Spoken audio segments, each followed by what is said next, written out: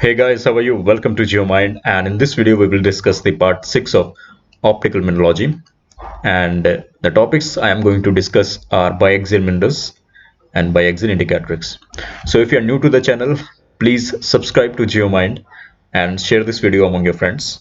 Okay, and leave a like if you enjoy this video and if you find this video helpful. Okay, so you're a student, if you're preparing for GATE, IIT JAM, CSIRNet with subject as geology, or even if you're preparing for UPSC geologist examination or UPSC civil services with geology as an optional, you can subscribe to the channel. It will be helpful for you. Okay, so if you want the PDF of this lecture, you can join my Telegram group. I have given the link in the description below. Okay, so here's the question for you. If you are following my previous videos, it will be a cakewalk for you. So question is, if fast ray vibrating along the length of tetragonal and hexagonal crystals, then the crystals will be what? Biaxially positive, biaxially negative, uniaxially positive, uniaxially negative. So comment on below your answer in the comment box below. Okay, so let's start with the biaxial minerals. But first we have to discuss that what topics I have covered till now, okay, in my previous videos. So first is the properties under cross polars, that is analyzer is inserted. Okay, so we have discussed that how we differentiate between anisotropic and isotopic. We have discussed extinction angle and extinction phenomena. We have discussed interference colors. Okay, we have discussed the birefringence. So these topics which I have not discussed will be discussed in the next video. Okay, twinning is an important topic, and I will make a separate video on twinning. Okay, hopefully, and these three topics will be covered in the next video. Okay, and the properties under the plane polarized light are color, cleavage, relief, pleochroism, twinkling, refractive index, and pleochroic hollows. So we have discussed refractive indices, that how we find the refractive indices of different minerals. We have discussed relief, that is Becky line method and oblique illumination. We have discussed the color, okay, which is very basic. So left out topics, cleavage, pleochroism, pleochroic hollows will be covered in a separate video, and twinkling is a very basic topic and it can be discussed with this definition. So twinkling is the optic effect which is observed under the plane polarized light. Okay, so first of all, light has to be PPL. So thin section of a mineral, so mineral has to be anisotropic. Okay, that is uniaxial or biaxial with widely differing refractive indices. Okay, so we know that uniaxial and biaxial minerals have birefringence. Okay, that is the extreme refractive indices. So twinkling, for the phenomena which is twinkling, we have to have a mineral which is very highly birefringent. Okay, so calcite is a well-known example. It has a very high birefringence, and I have given the examples of important birefringence minerals in my previous videos. Okay, so you can find it out. So when the stage is rotated rapidly, we get the twinkling phenomena. Okay, so let's start with the biaxial minerals. So first of all, we all know the crystal system in which crystal minerals crystallize. Okay, so we all know that cubic is isotropic. Minerals that crystallize in cubic system or isometric system are isotropic. We know that tetragonal and hexagonals are uniaxial. Okay, and left out is triclinic, monoclinic, and orthorhombic. Okay, so these three, that is TOM, triclinic, orthorhombic, monoclinic, are biaxial minerals. Okay, so I have given this mnemonic in my previous video, that how you remember the biaxial minerals. You can remember by remembering this phrase, that is Tom is bi. Okay, so triclinic, orthorhombic, monoclinic, biaxial minerals are less symmetric than uniaxial and isotropic minerals. Okay, so this is a very important point. It can be asked in examination. Why they are less symmetric? Comment down below. Okay, it's very easy. All biaxial minerals have two optic axes.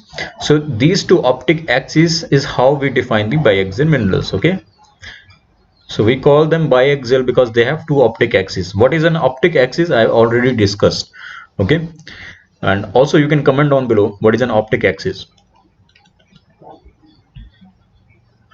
Under the optic axis, if we look through the optic axis, the mineral will remain extinct throughout 360-degree. Okay, if we under the cross polars.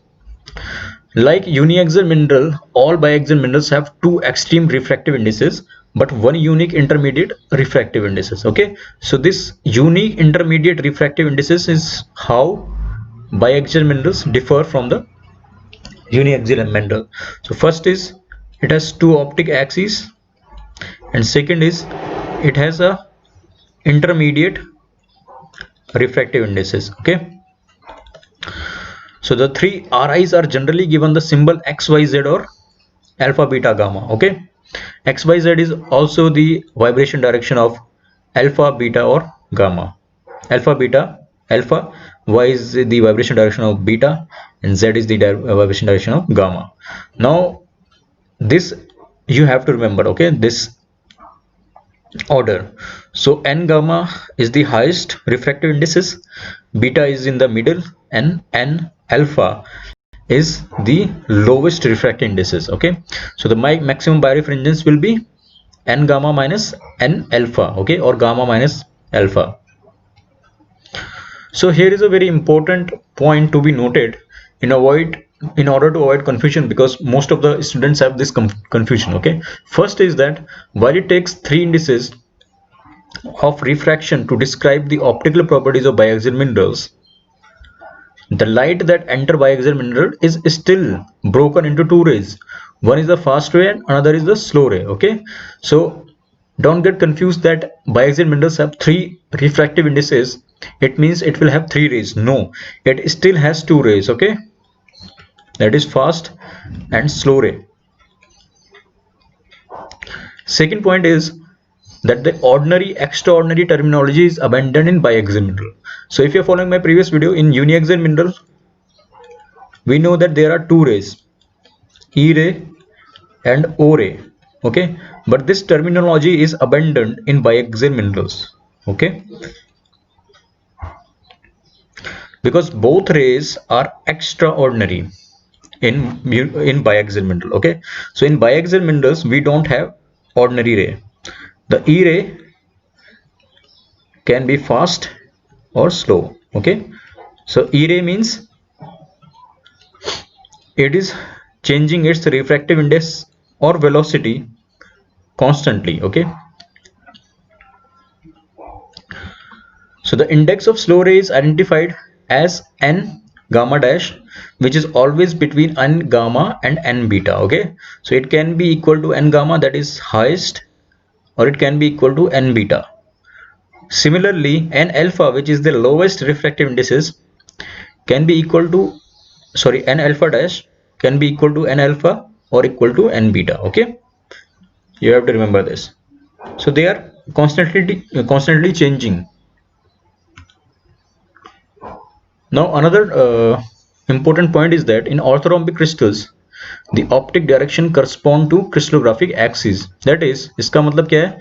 The x direction and its corresponding refractive index alpha can either be A, B or C. Here A, B or C are crystallographic axes. Okay, don't confuse them with the refractive indices. So crystallographic axes, the y direction and beta can be parallel to either A, B or C, and z direction or or gamma can be parallel to A, B or C. Okay, you have to remember this. So suppose I have an orthorhombic crystal, let's say.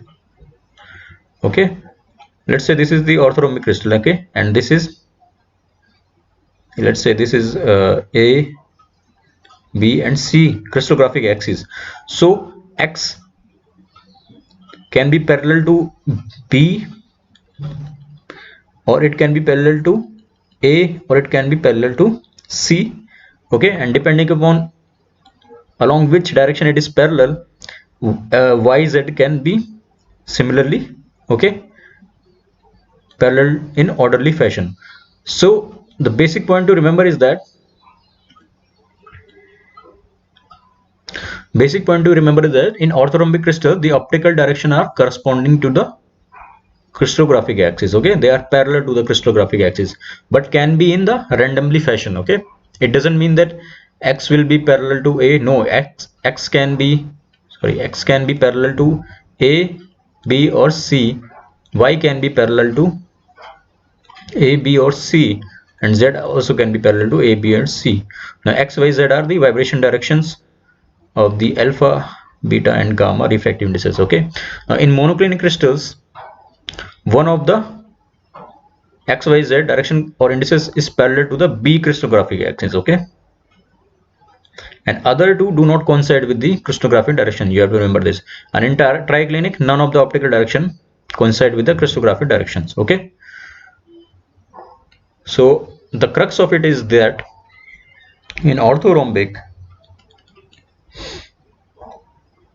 X, Y, Z can be parallel to A, B or C, can be parallel to A, B or C, can be parallel to A, B or C, okay. In monoclinic, X, Y, Z can be parallel to only B crystallographic axis, okay. Remember A, B, C here are crystallographic axes, okay, and alpha, beta and gamma are the refractive indices of biaxial. And in triclinic, nothing is parallel, okay, nothing is parallel. Okay, so moving on to the biaxial indicatrix. So here are the figures. So let's take a brief idea of what is indicatrix. I have also discussed in my previous videos, okay. So the optical indicatrix is the geometrical representation of the refractive indices of anisotropic isotropic minerals, okay.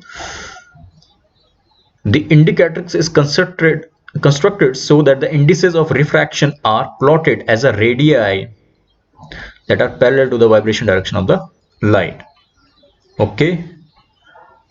So remember that if I have a high refractive indices, that is, let's say in this case gamma, so its radii, let me just, okay. सो कहने का मतलब क्या है कि अगर हमारे पास gamma है तो गामा का रेडिया क्या होगा, ज़्यादा होगा बीटा से, ओके, एंड बीटा का रेडिया ज़्यादा होगा अल्फा से, okay. So we plot it as a radii,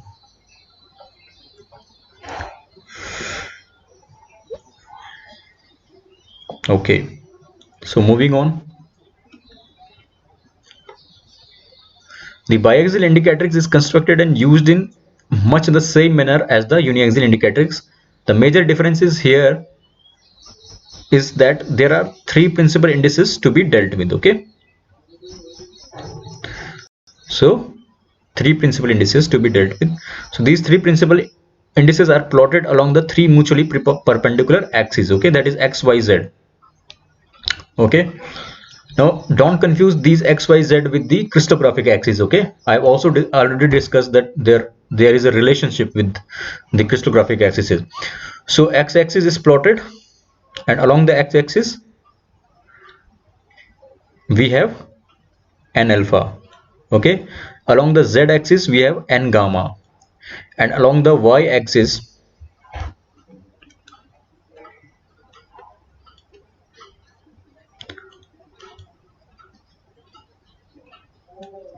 Along the y-axis, this is the y-axis. Sorry, it's not, this figure is not coming in the field of view. So this is the y-axis, and in y-axis we have the beta. Okay, so indicatrix, now we know that n alpha is the smallest, right? So it will have a smallest radii. Okay, and beta is the middle, so middle radii, and gamma is the highest refractive index, so it will have a highest radii. Okay, so the figure becomes a triaxial ellipsoid, right?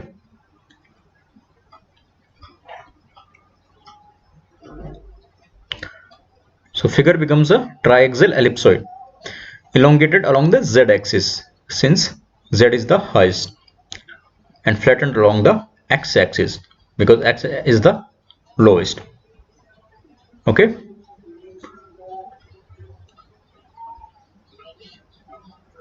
so this is the basic about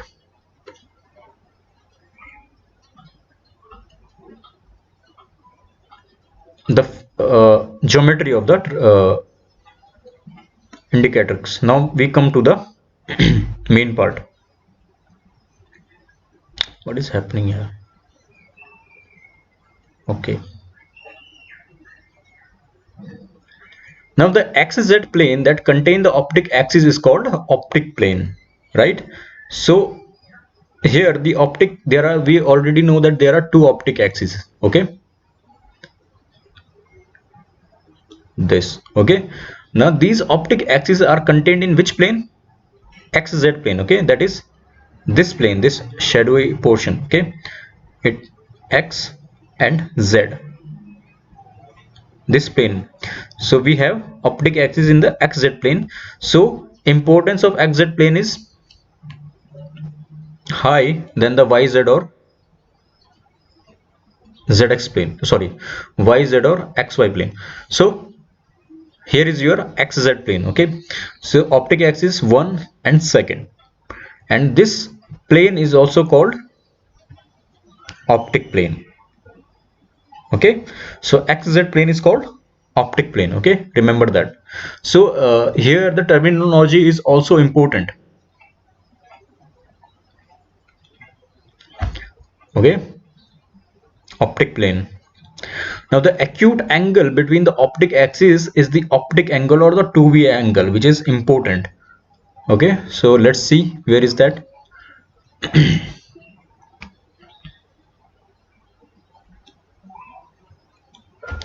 So this is the acute angle between the two optic axes, 1 and 2.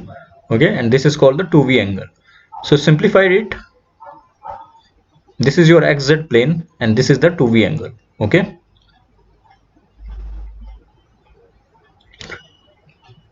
remember the acute angle. Okay, not the obtuse angle. The x is either x or z that bisect the 2V angle is the acute bisectrix or BXA. Okay, so we already know that XZ plane is the optic plane. Okay, now the axis, that is x or z, can bisect the 2V angle. Okay, now if x bisect the 2V angle, x is called the acute bisectrix or BXA. Okay,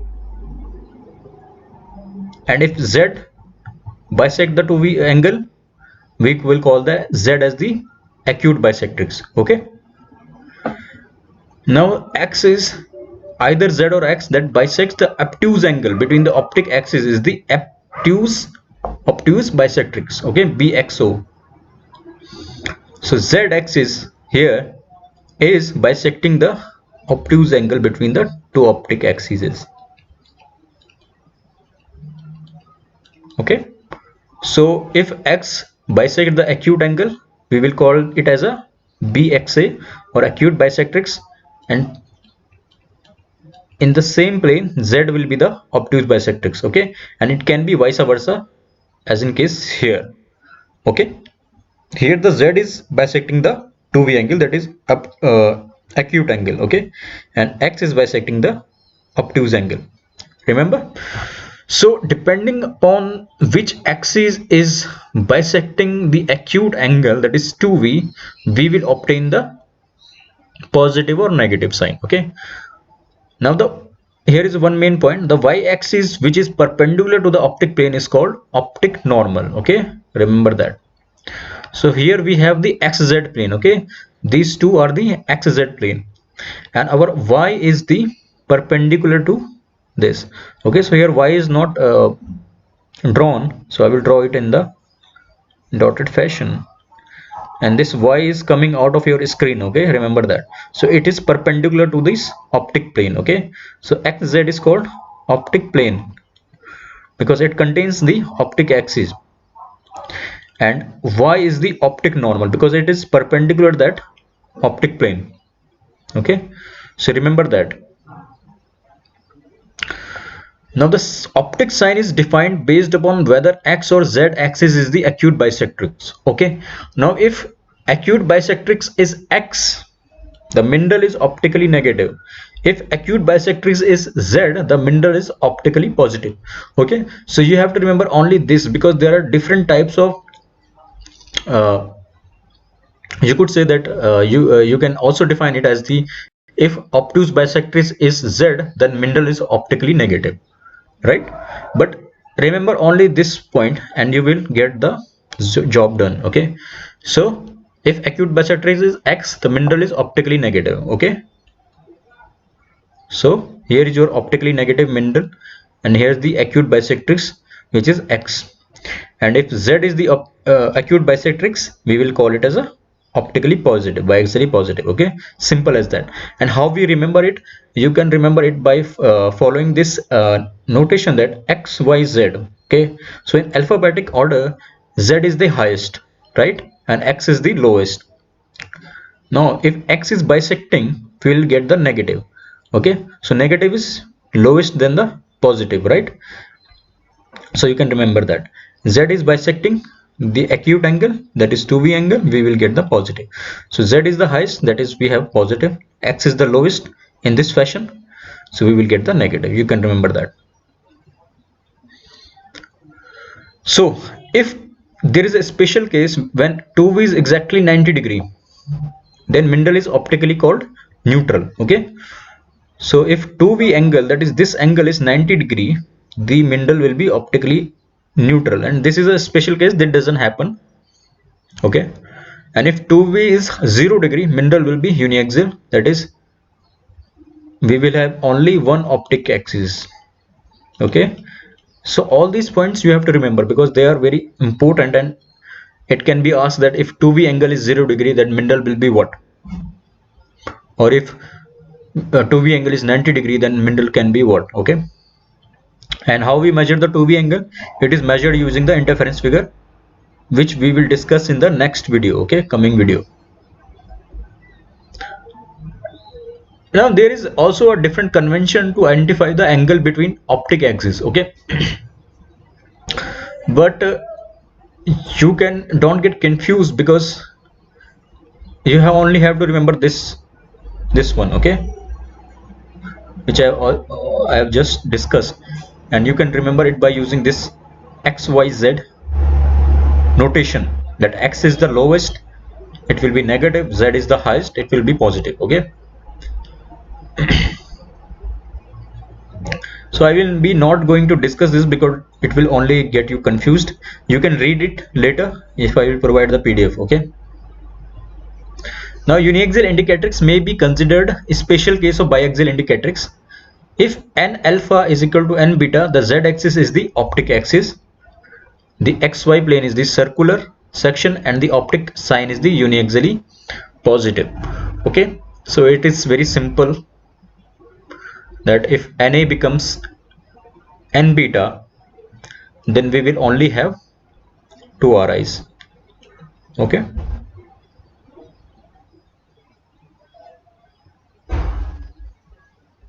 okay,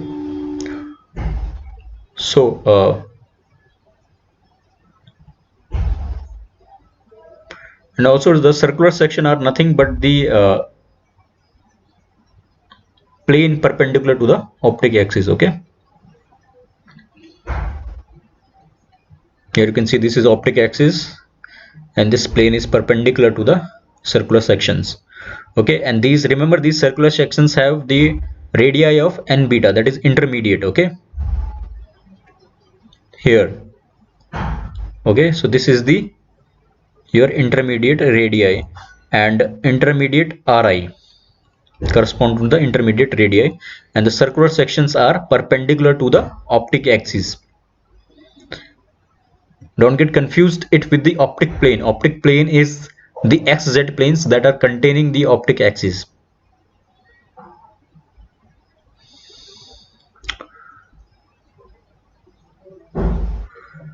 Okay, so here are some examples of biaxially positive minerals.